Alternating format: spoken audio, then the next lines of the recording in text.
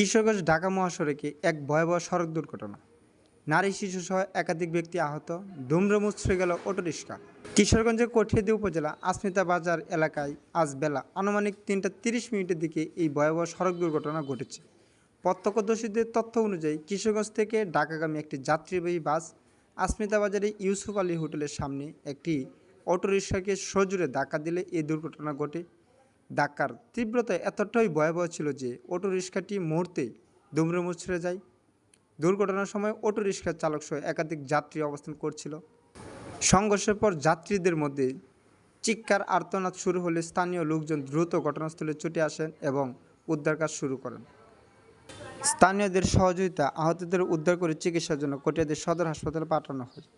আহতদের মধ্যে একজন নারী ও একটি শিশু গুরুতর আহত হয়েছেন বলে জানা গেছে। এছাড়া অটোরিকশার চালকসহ আরও কয়েকজন আহত হয়েছেন। গুরুতর আহতদের শারীরিক অবস্থার বিষয়ে বিস্তারিত তথ্য এখনও পাওয়া যায়নি।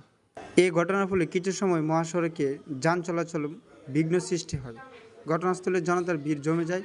স্থানীয়রা মহাসড়কের বেপরোয়া যান চলাচল নিয়ন্ত্রণ ও দুর্ঘটনা প্রতিরোধে কার্যক্রম ব্যবস্থা গ্রহণের দাবি জানিয়েছেন। আহত সকলের দ্রুত সুস্থতা কামনা করছি। আল্লাহ তাদের দ্রুত সুস্থতা দান করুক।